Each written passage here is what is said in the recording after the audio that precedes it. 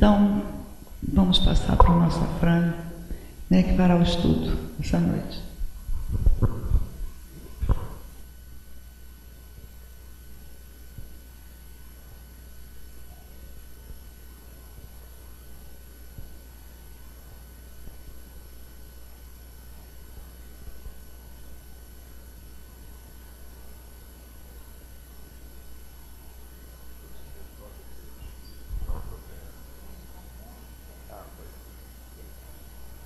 Pessoal, muito boa noite. Prazer regressar. Vou passar para cá para não ficar na frente todo mundo, vou ficar na frente só de uma parte assim. É um prazer retornar à tribuna nesse mês comemorativo do nosso cinquentenário, né, cinquentenário da nossa casa. E, como não poderia deixar de ser, encarregado dos estudos aqui na casa, eu vou falar de estudos para vocês, né? Nosso tema de hoje é esse aí, ó. Estudar a doutrina espírita, por que e quando? Opa, o que vai ver? Telepatia agora. Então, quem estava aqui na última segunda-feira, viu o Velocino traçar para nós o roteiro da nossa evolução. Velocino Camargo, aquele companheiro querido lá de Porto Alegre, que com a sua palavra doce, carinhosa, nos trouxe belas palestras no período que passou aqui. E na última, na segunda-feira passada, ele nos falou, então, que nosso roteiro se baseava em 3 palavrinhas: aprender, amar e servir. Está lá, ó. Aprender, amar e servir. Eu acho que esse aí é o AAS do espírita, né? Ácido acetil salicílico do espírito, é a aspirina do espírito, né? AAS, aprender, amar e servir. E esse aprender aí tem tudo a ver com o que nós queremos falar na noite de hoje. Queremos falar sobre o estudo.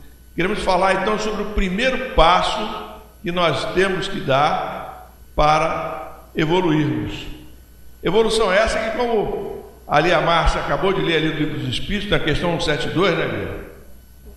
173, questão 173, nós não faremos completamente nesta encarnação, porque nós vamos ter várias encarnações aqui no planeta Terra. E nós vamos aprendendo com o estudo que nós, em cada mundo onde encarnamos, nós podemos chegar até um máximo da nossa encarnação. As nossas dificuldades são tão grandes que nós não conseguimos passar daquele padrão que o mundo oferece para nós em termos de evolução. Alguns espíritos se destacam e até conseguem chegar a esse patamar máximo e recebem convites, recebem o prêmio de poder ir para mundos mais evoluídos. E alguns deles, inclusive, até rejeitam essa oportunidade, como é o caso de Bezerra de Menezes. Então, nós não podemos ter a expectativa de, numa encarnação só, nesta que nós estamos vivendo, chegarmos ao ponto máximo da perfeição espiritual. Nós vamos evoluindo devagarzinho, mas vamos. Devagar e sempre, mas vamos. Vamos falar um pouco então sobre o estudo, né? Por que estudar? Né? Por que estudar? Por que aprender? Por que isso é importante para nós espíritas? Porque Jesus disse lá, olha, em João, capítulo 8, versículo 32, conhecereis a verdade e a verdade vos libertará. Então a gente estuda para conhecer a verdade. Sem detalhar demais o que é a verdade, porque nós iríamos tomar uma outra direção, que não é a que nós queremos tomar nessa noite, mas para que a gente possa conhecer realmente a trajetória que devemos ter, nós temos que estudar. Para nós conhecermos as oportunidades que podemos ter nesta trajetória, nesta existência que temos, nós precisamos estudar. E o nosso próprio codificador colocou sólidos argumentos procurando nos mostrar isso. Ele diz lá, na introdução do Livro dos Espíritos, no item 17, a verdadeira doutrina espírita está no ensino dado. Vamos ver se funciona essa luzinha aqui. Funciona aí. A verdadeira doutrina espírita está no ensinamento dado pelos espíritos, e os conhecimentos que esse ensinamento encerra são muito sérios para serem adquiridos por outro modo que não seja um estudo profundo e continuado. Vejam que eu grifei ali 2 trechinhos. Primeiro, a verdadeira doutrina espírita. Por que eu grifei verdadeira doutrina espírita?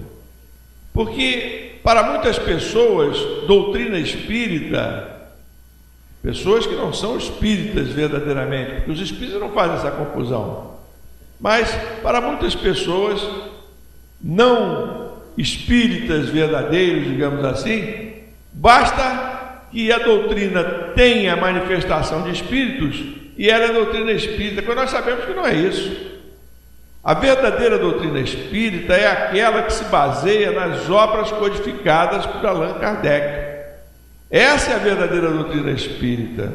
Às vezes a gente vê manifestações até de companheiros importantes da doutrina, né? Companheiros de renome, de projeção, dizendo um determinado aspecto que esteja em andamento. Eu lembro que há um tempo atrás teve uma discussão sobre as crianças índigo. E aí alguns companheiros espíritas de renome começaram a fazer publicações dizendo as crianças índigo segundo o espiritismo. Ora, Kardec não falou em crianças índigo. Então, é de se questionar, por que segundo o espiritismo? Segundo a visão dele, daquele autor, baseado em observações que ele tenha feito, mas não na doutrina espírita. Porque a doutrina espírita, ela diz respeito apenas às obras codificadas por Allan Kardec. O Livro dos Espíritos, ele foi sendo construído a partir de dúvidas que Kardec apresentava às médiuns que lhe serviam de intermediário com os espíritos superiores que estavam encarregados de trazer estas verdades para nós, as verdades a que se referiu Jesus. Foi apenas o ponto de partida do Livro dos Espíritos. O Livro dos Espíritos, a primeira edição é de 1857. Logo depois, nós já temos a Revista Espírita criada, e a Revista Espírita é um verdadeiro laboratório de doutrina espírita. A partir da Revista Espírita, Kardec começa a trocar correspondência com pessoas dos mais distantes locais, a receber comunicações, a responder dúvidas na Revista Espírita, a comparar comunicações que lhe chegam, e aí então aquelas verdades que foram transmitidas inicialmente através do Livro dos Espíritos, elas começam a ser confirmadas por mensagens que surgem nos mais distantes locais. E Kardec começa a perceber então que há um controle universal por parte dos espíritos do conteúdo da doutrina espírita. Por isso que a doutrina espírita verdadeira é de Kardec, porque ela foi submetida a esse controle universal. Isso está mencionado por Kardec na introdução de O Evangelho segundo o Espiritismo, quando ele fala do controle universal da doutrina espírita. Controle hoje que nós já não podemos ter, não desta forma. Vejam vocês, hoje o que acontece em qualquer lugar do mundo, imediatamente o resto do mundo sabe. Os que gostam de futebol ontem assistiram pela televisão uma partida de futebol eletrizante à tarde, né? Porque a partida eletrizante é só lá na Europa mesmo, né? Depois nós assistimos algumas partidas aqui no Brasil, teve até uma que foi boa também. Mas ao mesmo tempo que a partida está acontecendo, quando houve o problema do terremoto no Nepal, imediatamente nós ficamos sabendo, acompanhamos muitas vezes. Me lembro que na guerra do Iraque, nós assistimos ao vivo a invasão que estava sendo feita, o bombardeio. Isso hoje é possível graças aos modernos meios de telecomunicações que nós temos. Mas isso não existia na época de Kardec, né? Hoje nós temos os smartphones, temos os WhatsApps, né? Todo mundo aí de WhatsApp, né? Então é isso. Nós hoje temos as facilidades que não tinha na época de Kardec. Como fica o controle universal da doutrina? Eu acredito que a única forma mais próxima desse controle universal que Kardec teve a oportunidade de ter acesso A forma mais próxima foi a mediunidade de Chico Xavier. Porque através da mediunidade de Chico, nós podemos constatar em cada espírito que se comunicava o verdadeiro sentido que ele queria imprimir ao seu pensamento. Não havia distorção. Quando o Parnaso de Além Túmulo, que é o primeiro livro psicografado pelo nosso Chico, editado a partir da mediunidade de Chico Xavier, o Parnaso de Além Túmulo, um livro de poesias, poetas dos mais diversos estilos, das mais diversas tendências. Quando o livro foi lançado, todos imediatamente começaram a querer desmascarar aquela obra que vinha assinada por autores célebres, que vinha assinada por autores que pouco a pouco foram sendo confirmados por aqueles que queriam desmascarar o médium. Esses autores revelaram nessas comunicações, feitas através da mediunidade de Chico, eles revelaram não apenas o seu estilo, revelaram a métrica perfeita dos seus versos, revelaram o linguajar perfeito dos seus poemas, de maneira que, pouco a pouco, o nosso querido Chico foi ganhando a notoriedade, foi ganhando o respeito de todos. E nós podemos ver que a obra de Chico Xavier é marcada por isso, é marcada por essa concordância, o espírito com o texto que foi comunicado. Se você ler Hilário Silva, que é um autor que conta contos, você vai ver que ele tem sempre o mesmo estilo na obra de Chico, através da psicografia de Chico. Se você ler André Luiz na obra de Chico, ele tem sempre o mesmo tipo. Albino Teixeira, Emmanuel, os diversos poetas, Casimiro Cunha, eles têm sempre o mesmo estilo, e aquele estilo é transmitido com fidelidade pelo nosso Chico. Acredito que aí nós poderemos ter até uma espécie de controle universal, mas através da mediunidade do nosso Chico, que a gente não nota presentemente nos médiuns que atuam nessa área psicográfica, não da forma como nós notávamos no Chico. Talvez alguns médiuns estejam começando a trilhar o mesmo caminho, mas igual a ele ainda não temos nenhum. Se nós lermos André Luiz por outro médium que não o Chico, nós vamos ver algumas pequenas diferenças. Nós vamos ver que o espírito, a linguagem do espírito está um pouco diferente. Ele sofre a carga anímica que é natural do médium que está transmitindo a mensagem.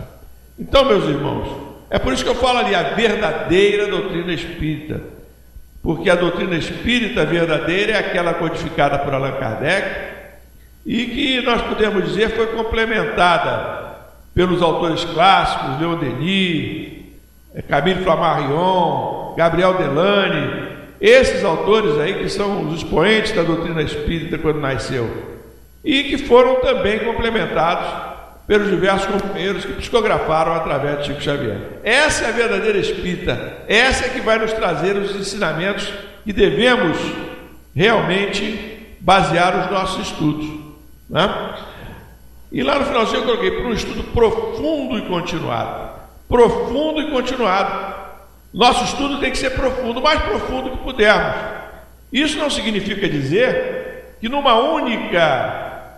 único estudo de um livro a gente vai conseguir saber tudo de doutrina espírita.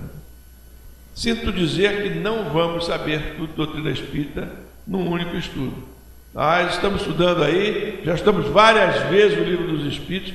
Cada vez que a gente estuda o Livro dos Espíritos, a gente encontra coisas novas.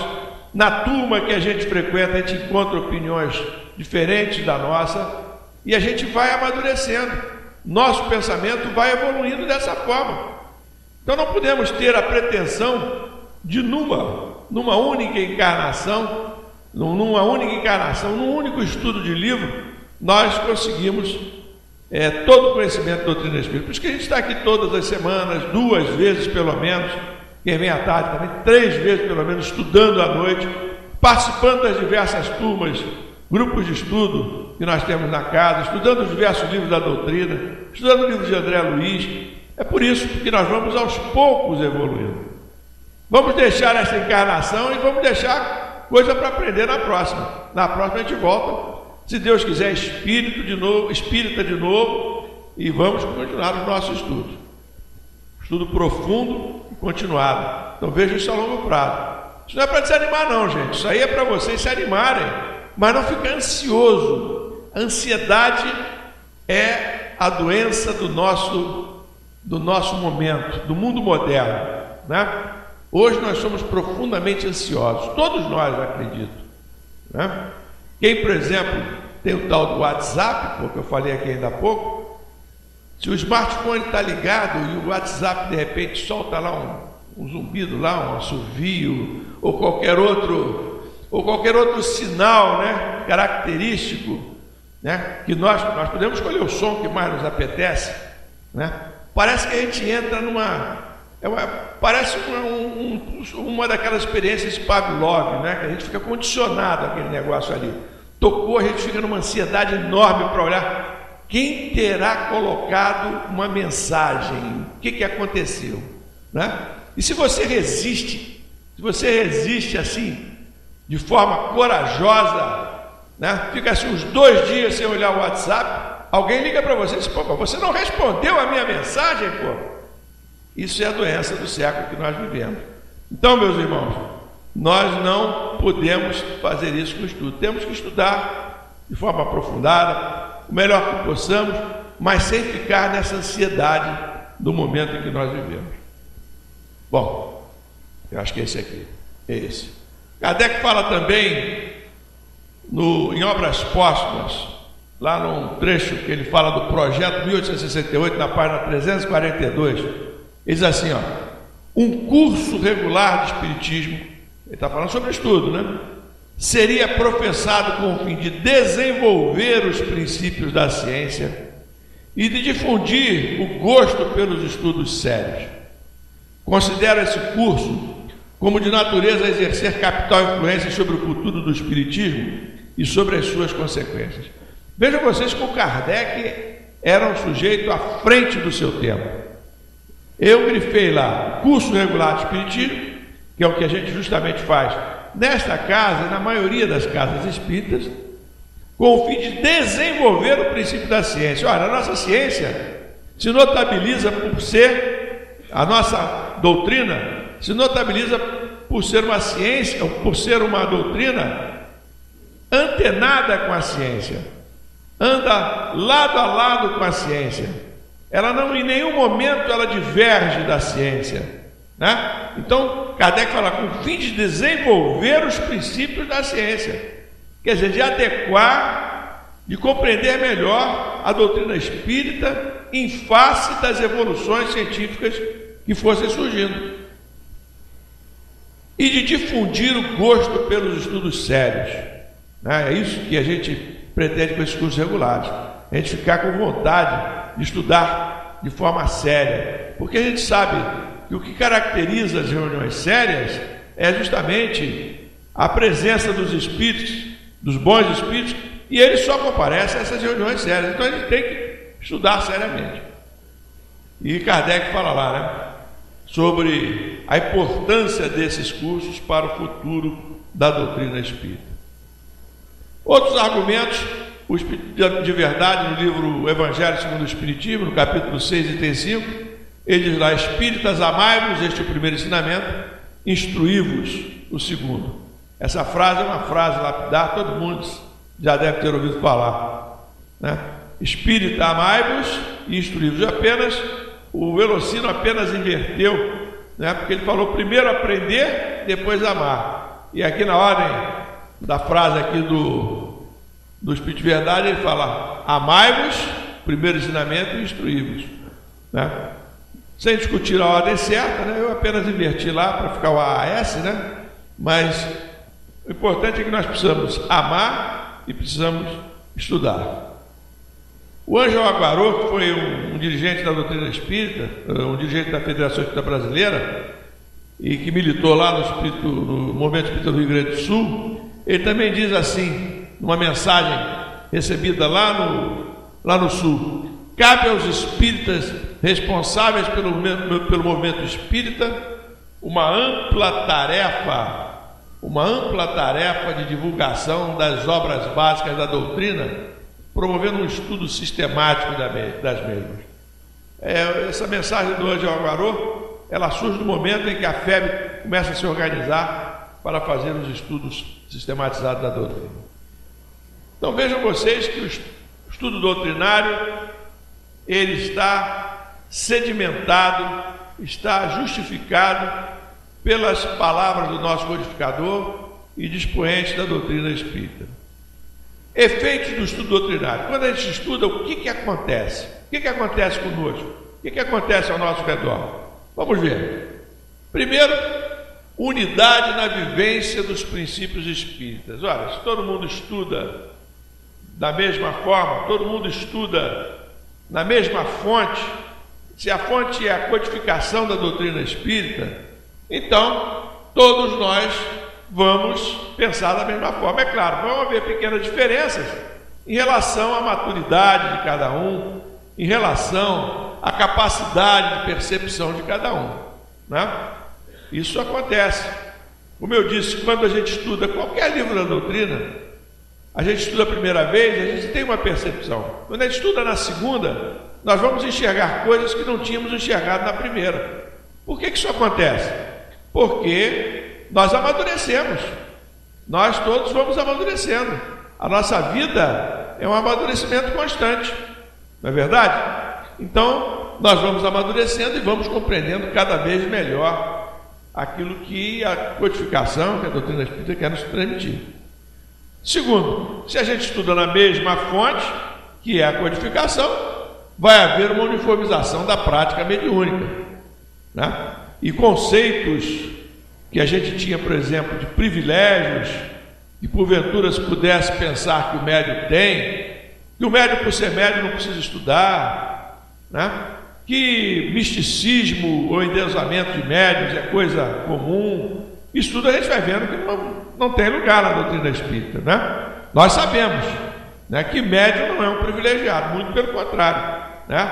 Um médium é um abnegado, é um sujeito compromissado, é alguém que antes de encarnar assume, portanto, responsabilidade para exercitar aqui, quando está encarnado, né?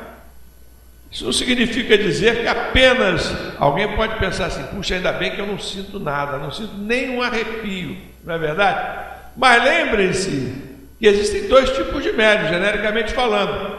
Existem aqueles médiuns chamados de estáticos e os médiuns dinâmicos. O médium dinâmico é aquele que é capaz de transmitir o pensamento de espíritos, né? É o médium psicográfico, psicofônico, é aquele que transmite, aquele que favorece a transmissão do pensamento de um espírito. Esses aí são os médiuns dinâmicos. Agora existem os médiuns estáticos, aqueles que não sentem nada, nem um arrepio, mas recebem influências de espíritos sem que percebam. E nesse caso, todos nós somos médiuns. Todos nós estamos comprometidos de alguma forma com o trabalho da doutrina espírita. Por isso estamos aqui participando nesta casa, das atividades desta casa. Então não é privilégio, médium não é privilegiado. Médium, pelo contrário, é compromissado. E por ser compromissado mesmo, ele mesmo é que não pode parar de estudar, né? Às vezes a gente percebe que nos dias de estudo, nas reuniões mediúnicas, nesta casa, em qualquer casa, os médiuns naquele dia eles têm realmente dificuldades de ordem orgânica, muitas vezes. O médium que faz isso, ele não sabe da responsabilidade que ele assume. Ele tem que vir às reuniões de estudo com a mesma assiduidade, com o mesmo entusiasmo que ele deve ter nas reuniões de comunicações, nas reuniões de passividade, como a gente fala, né? Porque ele é um compromissado. O médium que pensa assim e que pensa que sabe alguma coisa, não sabe nada. Esse que está precisando estudar com muito mais intensidade. Ele tem que vir, né? Ele não está dispensando o estudo. Endeusar médium também é uma falha grave. A gente não deve endeusar o médium está ali cumprindo o compromisso dele, né?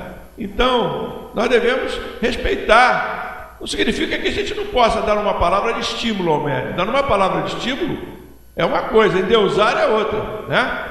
De maneira que nós temos que procurar saber separar isso aí. Outro caso em relação à médium, faz entender vamos dizer assim, essa aí da mesma fonte de todos nós, né? Estudar na mesma fonte, faz entender os médiuns como criaturas normais, apenas dotadas de uma sensibilidade diferente.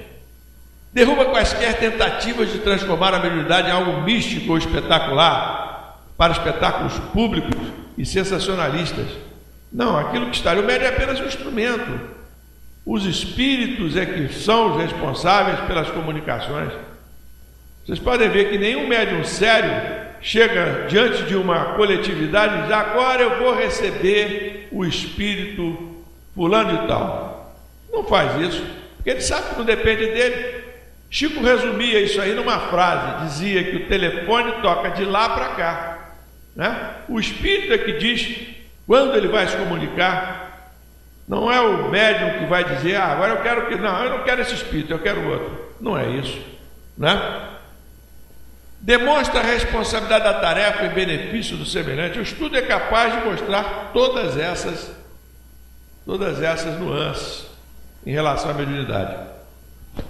Outro aspecto do estudo: facilita a compreensão do Evangelho. Aliás, os Espíritos nos dizem no Evangelho, nos dizem no Livro dos Espíritos, que esse era o propósito deles, fazer com que nós compreendêssemos melhor as verdades que Jesus nos trouxe. Aquelas verdades que eu mencionei lá no início, né?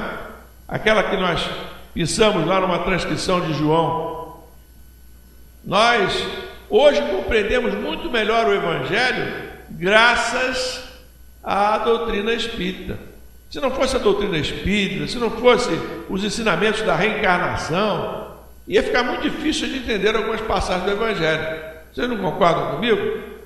Nós estávamos ouvindo outro dia uma palestra do Haroldo Dutra Dias sobre a parábola era sobre a figueira que secou. E Jesus teria num momento passado por uma figueira que estava toda cheia de folhas, mas não tinha frutos.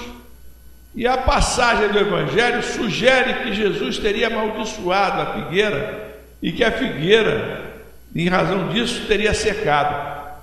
Ora, a palestra é riquíssima. Eu não poderia reproduzir aqui agora, senão nós vamos parar aqui só para falar da parábola, né? A parábola é riquíssima de ensinamentos, mas o sentido é totalmente diferente. Qualquer um que lê isso fica assim: poxa, mas peraí, Jesus amaldiçoar? Como é que Jesus, um espírito puro, vai amaldiçoar uma figueira?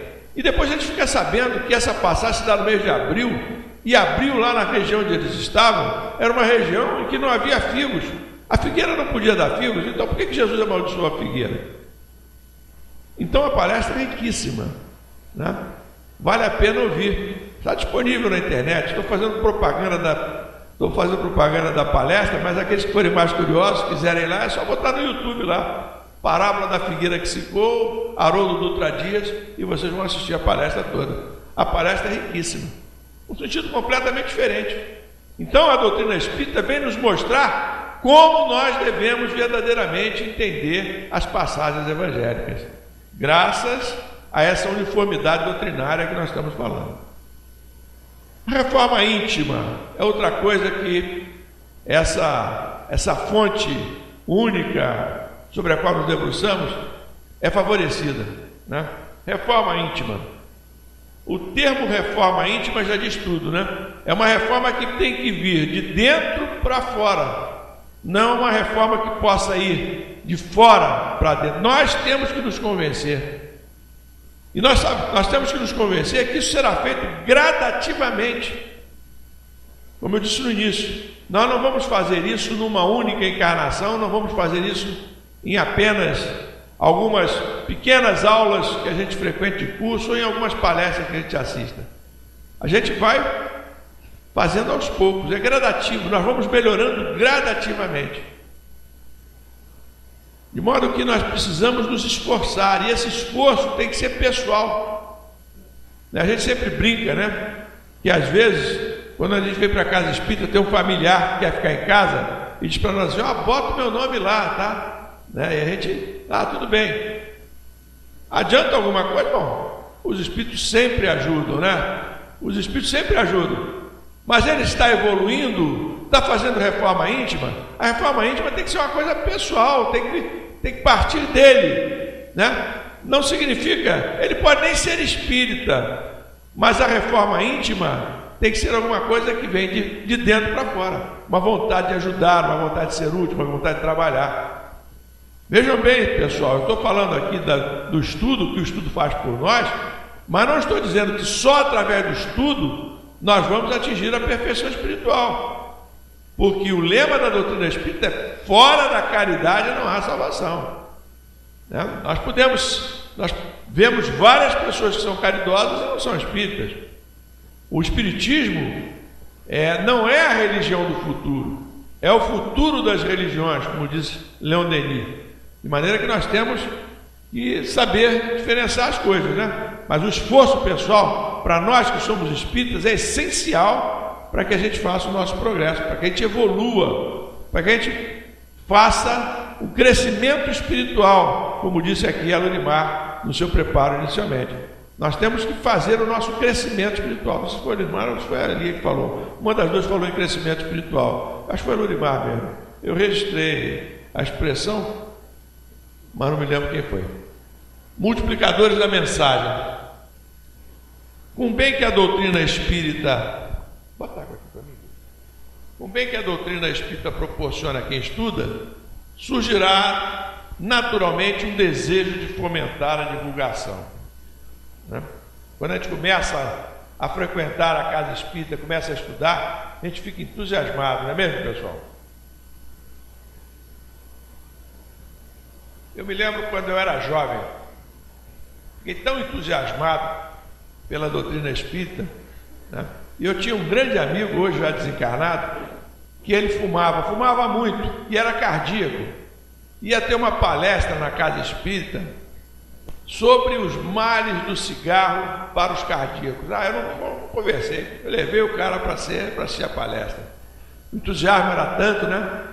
Então, o expositor falou de doutrina espírita, falou de ciência, mostrou uma porção de radiografia naquela época, botou lá no quadro e tudo mais. Esse companheiro nunca mais voltou na casa espírita. Sumiu da casa espírita, né? Depois ele desencarnou. Agora ele deve estar indo. Provavelmente você já não está reencarnado, né? Já tem tempo, você já não está reencarnado. Então, no início, a gente quer que todo mundo seja espírita, todo mundo reze pela mesma cartilha que nós, e todo mundo tenha o mesmo entendimento que nós. Isso é normal, isso é reflexo do estudo, né? Então, a gente se sente tão bem na doutrina, ela traz tantas respostas para as nossas dúvidas, que a gente quer que todo mundo se transforme em espírita. Não é por aí, né? A gente vai contagiar as pessoas com o nosso comportamento, com a nossa mudança, com a nossa reforma íntima, que eu estava falando anteriormente, né? E nós temos, uma vez compreendido isso aí, nós temos que procurar fazer a nossa parte, né? Divulgando a doutrina espírita, né? Através da forma escrita, através da oratória, através das diversas iniciativas que nós tivemos ao nosso dispor, né? E a principal iniciativa ao nosso dispor é esse, é o nosso exemplo. O exemplo é fundamental para que as pessoas, né, vejam que a doutrina espírita é alguma coisa capaz de promover mudanças no ser humano, né? Então é isso. É importante. O crescimento mental e intelectual também decorre do estudo, né? Hoje a gente sabe que quando a gente estuda, quando a gente lê, quando a gente ocupa o intelecto, né, nós estamos afastando algumas doenças. Hoje, por exemplo, existem doenças que o médico recomenda que a partir de uma determinada idade a gente utilize mais o nosso intelecto, né? Fazer bastante palavra cruzada, ocupar bastante, ler bastante, estudar bastante. Então vejam como isso favorece o nosso intelecto, né? Ajuda a compreender o verdadeiro sentido de fazer a caridade. Nós, espíritas, quando estudamos, nós percebemos que a caridade é diferente daquela caridade que talvez a gente tenha aprendido nas nossas primeiras noções religiosas. Não é apenas uma caridade material, a caridade é algo muito mais amplo. E nós vamos aprendendo o que é a caridade quando vamos estudando o Evangelho e quando vamos, portanto, aprofundando os nossos estudos. Lembrando a caridade praticada pelos primitivos cristãos, o Emmanuel, no livro Paulo e Estevão, na página 326, diz assim, poderemos atender muitos pobres, isso no livro Paulo e Estevão, tá? Poderemos atender muitos pobres, está ali, ofertar um leito de repouso aos mais infelizes. Isso é a caridade convencional. Mas sempre houve e haverá corpos enfermos e cansados na terra. Na tarefa cristã, semelhante esforço não poderá ser esquecido. Mas a iluminação do Espírito deve estar em primeiro lugar. Se o homem trouxesse o Cristo no íntimo, o quadro das necessidades seria completamente modificado.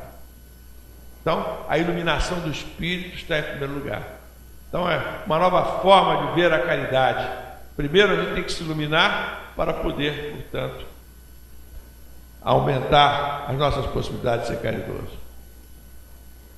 A profilaxia que o estudo nos proporciona, evita várias doenças. A mensagem da fé raciocinada, quer dizer, a doutrina espírita, elimina medos e preocupações descabidas, neuroses ou violências que minam as defesas orgânicas. A partir do momento que a gente se torna espírita, a gente não tem mais medo de coisas que uma porção de gente tem medo. Por exemplo, eu tenho certeza aqui que nesta audiência hoje ninguém tem mais medo de morrer. Todo mundo aqui tem plena convicção de que o corpo vai morrer, mas o espírito vai continuar vivo. Não é verdade, pessoal? E dizem os espíritos mais, que é muito melhor morrer do que nascer. Não é verdade? Alguns dizem assim, mas por via das dúvidas, como eu não me lembro como é que foi meu nascimento, O negócio é a gente... Mas... Hein? Porque quando nasce leva uma palmada, E a gente não leva a palmada para morrer, Mas às vezes, o que os espíritos procuram transmitir para nós é que naquele momento ali da morte do corpo físico, em alguns momentos, aqueles momentos de sofrimento, vamos falar os momentos de sofrimento, A pessoa está num leito de hospital sofrendo e tudo mais. O corpo físico está sofrendo. É isso que os espíritos querem mostrar para nós. Mas o espírito já não partilha tanto daquele sofrimento, porque ele já começa a ter visões do mundo espiritual, já começa a ter visitas do mundo espiritual, e ele vai se desligando paulatinamente. No tipo de morte por doença, no tipo de morte por desgaste dos órgãos, é a mesma coisa. Então nós não devemos temer. Nós tínhamos uma companheira aqui na casa, a Irani, que todo mundo deve se lembrar, todo mundo que é mais antigo. Irani fazia um cachorro quente, minha gente, irresistível. Às sextas-feiras ficava difícil a gente ficar aqui em cima desse salão com ela fazendo cachorro quente lá embaixo. E eu descia, encontrava sempre aquele sorriso da Irani e dizia, eu falava, Irani, teu cachorro quente, hein? Come um aí, Afrânio. A gente comia o cachorro quente. Mas a Irani era muito mais do que uma cozinheira de mão cheia. Irani era uma trabalhadora incansável desta casa. Era uma trabalhadora incansável de diversas casas espíritas. Era uma pessoa alegre, uma pessoa de bem com a vida, uma pessoa que incorporou realmente a doutrina espírita ao seu comportamento. E a Irani, um dia, desencarna. E a gente fica surpreso. Puxa, mas a Irani desencarnou, ela estava tão bem, poxa. Ainda nessa semana ela trabalhou aqui na casa. E passado um tempo ela se manifesta numa reunião mediúnica. E justamente na reunião mediúnica que eu estava dirigindo, e ela vem, oi Afrânio, tudo bem? Eu disse, tudo bem, mas eu não estou sabendo quem é você, mas você gostava do meu cachorro quente. Eu imediatamente identifiquei a Irani, E aí ela disse, olha, eu vim aqui para dizer para vocês que morrer não dói, para vocês ficarem tranquilos. E é isso que eu quero passar para vocês agora. Morrer não dói, né? Estou falando as palavras da Irani. E aí ele disse: Irani, como é que foi isso? É muito simples. Eu estava em casa, estava lendo um livro, não sei se ela falou Fonte Viva, não recordo agora. Estava lendo um livro, de repente me deu um negócio assim na cabeça, eu senti como se fosse dormir e dormi. Quando eu acordei com o Frederico do meu lado. O Frederico era outro trabalhador da casa que tinha desencarnado antes dela, era médico. E o Frederico estava do lado dela e disse: e aí, Irani, tudo bem? Tudo bem, Frederico, mas o que você está fazendo na minha casa? Perguntou a Irani. Aí o Frederico disse: não, você que está na minha casa, Irani. E aí ela manjou tudo, que ela tinha desencarnado. Então morrer pode ser assim, meus irmãos, como a Irani desencarnou, né? Está aí trabalhando na casa, continuando aí a dar o seu estímulo a nós que continuamos aqui encarnados. Então é isso, né? Esses medos vão embora quando a gente vai estudando. A doutrina espírita em todos os momentos nos diz que o homem, o ser humano que se dedica realmente a fazer o bem durante toda a sua vida, não tem o que temer. Ao desencarnar, ele vai ser reconhecido por tudo aquilo que fez. Bom, a Joana de Ângeles, sobre esse problema aí das defesas orgânicas, né? Mostrar que o estudo ele é importante para as nossas defesas orgânicas, ela diz assim, ó: insiste na preservação da tua saúde. Muitas enfermidades têm origem no temperamento desajustado, nas emoções em desalinho, em influências espirituais negativas. A ansiedade, o medo, o pessimismo, a ira, o ciúme, o ódio são responsáveis por males que ainda não se encontram catalogados, prejudicando a saúde física, emocional e mental. Esforça-te por permanecer em paz, cultivando os pensamentos bons que te propiciarão inestimáveis benefícios. Conforme preferires mentalmente, assim será a existência. Conforme o que a gente pensa, assim será a nossa existência. Se a gente pensar o bem, pensar coisas boas, permanecermos em paz, nós vamos favorecer a nossa saúde física. E a gente precisa da saúde física justamente para aproveitarmos esta encarnação. Porque o corpo é o nosso instrumento de crescimento, é o nosso instrumento de evolução espiritual. Então é isso que a gente precisa fazer, né? Nós precisamos cuidar bem do nosso corpo. Vocês viram que eu grifei lá a ansiedade, né? Eu estava ansioso para chegar na ansiedade, né? Porque a ansiedade é o mal do momento em que nós vivemos, né? Nós realmente, hoje em dia, nós somos, de uma maneira geral, seres profundamente ansiosos. Parece que não cabe dentro de um dia tudo aquilo que a gente tem que fazer. Cada vez a gente dorme menos, cada vez a gente tem mais coisa para fazer. Eu todo dia me queixo disso para minha mulher, coitada, ela ouve uma história, uma ladainha, todo dia ela não consegui fazer isso, não consegui fazer aquilo, não consegui fazer aquilo outro. Por que isso? Porque nós somos seres ansiosos. Nós precisamos combater isso, nós precisamos ter mais paz, né? Eu me lembro que quando eu era garoto, não tinha nenhuma dessas modernidades de hoje, e dava tempo de fazer tudo, né? As pessoas tinham uma vida muito mais tranquila. O pessoal mais antigo deve se lembrar disso. Dava tempo da gente fazer tudo que a gente tinha vontade de fazer, e ainda sobrar no final de semana um tempinho para ir à praia. Agora não dá tempo para fazer mais nada, não é verdade? Hein? E andava a cavalo, né? Agora a gente anda de carro aí a 100 por hora, a estrada asfaltada, e não dá tempo do mesmo jeito. Mas também não tinha engarrafamento naquela época, né? Bom, então é isso. Mas vamos seguir aqui, ó. Portanto, aí eu fiz ali uma ação do bem, mas permanente ocupação dos braços da mente, paz e pensamentos bons. Né? Como é que a gente vai ter paz e pensamentos bons? Bom, vamos agir no bem e vamos ter uma permanente preocupação, uma permanente ocupação dos nossos braços. Vamos trabalhar, né? Esse é que é o... Se nós agirmos no bem, trabalharmos no bem, nós vamos encontrar paz e pensamento. Eu vou dar umas puladinhas aqui para a gente... Ó, a Joana de Ângeles volta a falar da ansiedade aí. Controla a tua ansiedade. A ansiedade mal dirigida produz danos orgânicos de variada classe e gera mal-estar onde se apresenta. Irradia uma onda inquietante e espalha insegurança em volta. A pessoa ansiosa requer mais atenção, que nem sempre se lhe pode dispensar. Está sempre queixosa e acarreta problemas para as demais. Vê o que ainda não está ocorrendo e precipita-se a situações indesejáveis para arrepender-se depois. A calma é o abençoado antídoto da ansiedade, que advém quando desejas esforçar-te para viver em paz.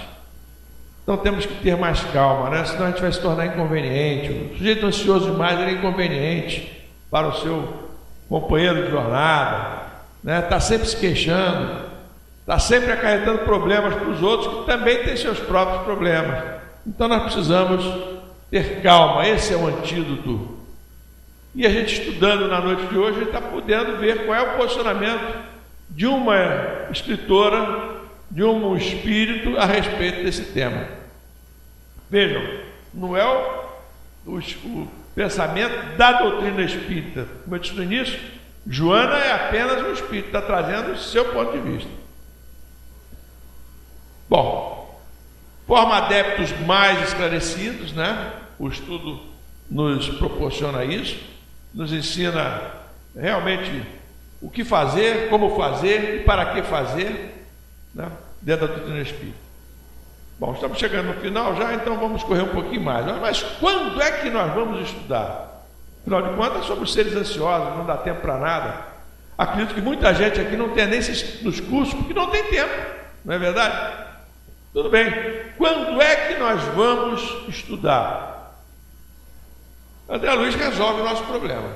Ele diz que sempre, durante o sono físico, por exemplo, né?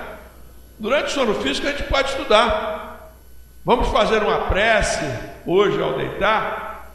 Acredito que nós façamos, né? Mas vamos incluir na nossa prece a nossa disponibilidade para, se estivermos em condições, participarmos do mundo espiritual de alguma palestra que esteja sendo proferida no mundo espiritual.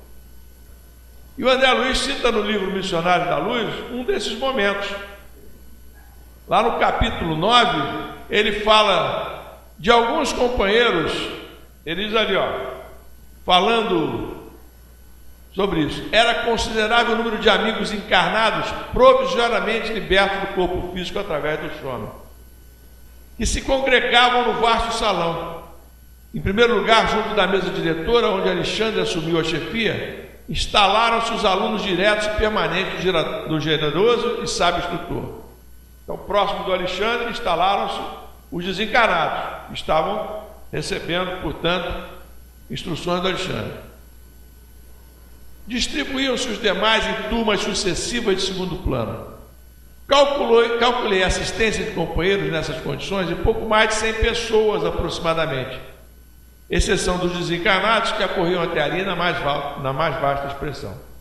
Então vejam que numa assembleia no mundo espiritual, onde o Alexandre ia fazer uma palestra, tínhamos ali 100 encarnados participando e muitos desencarnados. Curioso é que na continuidade, eu não vou ler tudo, porque o tempo está ficando cada vez mais curto, né? Mas na continuidade do texto, nós vamos ver que aqueles que são os desencarnados, eles podem fazer perguntas previamente para que o Alexandre responda ao final da exposição. E os encarnados não podem fazer perguntas. E o André Luiz justifica isso, dizendo que eles podem usar uma das muitas escolas desses gêneros para os encarnados. Está ali, que se dispõem a aproveitar os momentos do sono físico. Então, nós que somos encarnados, nós temos que estudar aqui, encarnados. Podemos usar as escolas aqui, onde nós estamos encarnados. Agora, os desencarnados, esses têm prioridade nesse estudo do mundo espiritual. Não quer dizer que a gente não possa participar dessas assembleias, né? Se a gente não tem tempo para participar de estudos aqui, vamos então participar do mundo espiritual também. Agora, a gente também faz, como acordados, a gente estuda. A gente faz culto no lar, isso em casa, né? Culto no lar, boas leituras, bons pensamentos, bons diálogos, isso faz parte. Nas casas espíritas nós temos os cursos, grupos de estudos, palestras, reuniões de evangelização, reuniões de mocidade, relações interpessoais, o bate-papo que a gente tem aqui com os nossos companheiros, grupos de trabalho, quentinhas, passes, enxovais para gestantes, etc, etc. Trabalho não falta, é só a gente se dispor. Salienta André Luiz, todas as aquisições espirituais exigem perseverança no estudo, na observação e no serviço aplicado. Outra forma de dizer, né? Aprender, amar e servir. Aprender pelo estudo. Observação, quer dizer, a observação está no sentido não de ver, mas de aplicar aquilo que a gente aprendeu. Observação e no serviço aplicado. Bom, completados aí os 50 anos da nossa casa, agora no dia 1º, nós sabemos que temos inúmeras oportunidades nesta casa de estudo e trabalho. Então, portanto, se até aqui vocês de alguma forma se sentiram estimulados a ter algum tipo de atividade que não tinham, está aí uma relação para vocês. Olha, nós temos livraria, a biblioteca espírita, que funciona nos dias de reunião pública, inclusive vai ser falado no final que a biblioteca vai abrir no final ali para quem quiser pegar livro emprestado, clube do livro, cursos e grupos de estudo, mocidade espírita para os jovens, evangelização, grupo de paz e vai por aí. Uma relação de trabalhos oferecidos e trabalhos que nós podemos executar. O programa tem sempre na última página uma relação daquilo que nós podemos fazer na nossa casa espírita. No livro Sol nas Almas, André Luiz salienta que quem se aplica a servir desde os anos da juventude, muito antes da velhice é servido pela vitória na madureza. Quem começa a estudar a doutrina espírita mais cedo amadurece do ponto de vista espiritual, mais cedo compreende o seu papel aqui na Terra, mais cedo, portanto, pode aproveitar as oportunidades. Isso não significa que aqueles que têm mais idade que estão chegando agora, de repente tem alguém aqui hoje, chegando pela primeira vez na casa, com mais de 50, vai dizer assim, poxa, então vou embora porque não tenho mais nada a fazer aqui, estou com 50 e tenho que chegar aqui jovem, não dá mais para ser nessa encarnação. Mas não é isso. A gente precisa lembrar que esta regra não é absoluta. Kardec, por exemplo, conheceu a doutrina espírita aos 51 anos. Kardec, 51 anos. E Bezerra de Menezes fez a sua profissão de fé espírita aos 50. Portanto, sintam-se à vontade, né? Chegaram, não importa a idade que tenham, sejam bem-vindos. Nós precisamos de trabalhadores. O professor Eurípides está sempre pronto a assinar a nossa carteira de trabalho espiritual. É só nós queremos. Tá? Então, 50 anos de trabalho, vocês podem se engajar imediatamente. Por mais idade que tenhamos. Na pior das hipóteses, nós vamos fazer como aquele senhor de idade avançada que queria aprender piano, violino, não me lembro bem, queria aprender um instrumento desse difícil, acho que era violino.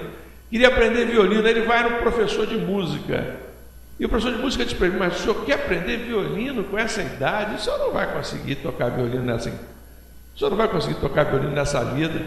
A gente não tem problema, meu filho. Eu começo nesta e continuo na próxima. Já levo algumas noções de violino nessa encarnação. Esse deve ser o espírito que nos acalenta, né? Que nos estimula. É isso que a gente deve ter em mente.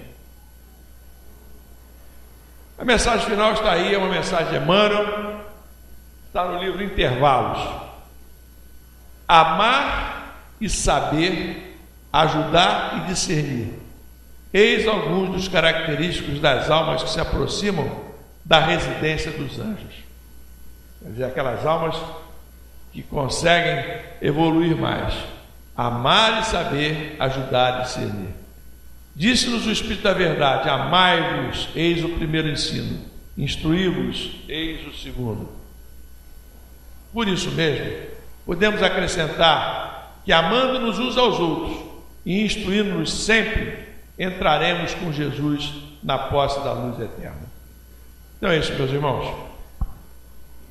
Nós precisamos continuar o nosso processo de aprendizado. Isso é uma decisão que cabe a cada um de nós. O propósito desse tema que eu escolhi na noite de hoje, por ocasião aí dos 50 anos da casa, é justamente que nós nos sintamos estimulados a dar continuidade a esse trabalho que foi iniciado há meio século e que depende de cada um de nós para ter continuidade. As pessoas vão se renovando, as pessoas vão voltando para o mundo espiritual, como a Irani e outros companheiros que nos precederam, e outros companheiros vão chegando e vão continuando o estudo, vão continuando, portanto, o aprendizado, vão continuando o processo de amar aos nossos assistidos, as pessoas com quem convivemos, e vamos dessa forma servindo ao Mestre Jesus nesta casa. O Senhor Jesus certamente está nos amparando, porque nos reuniu aqui nesta noite e tem nos reunido nessa casa em todas as oportunidades. Que nós possamos perceber isso, aproveitar as oportunidades que temos tido cada vez mais. Muito obrigado pela atenção, que o Senhor Jesus nos ampare a todos.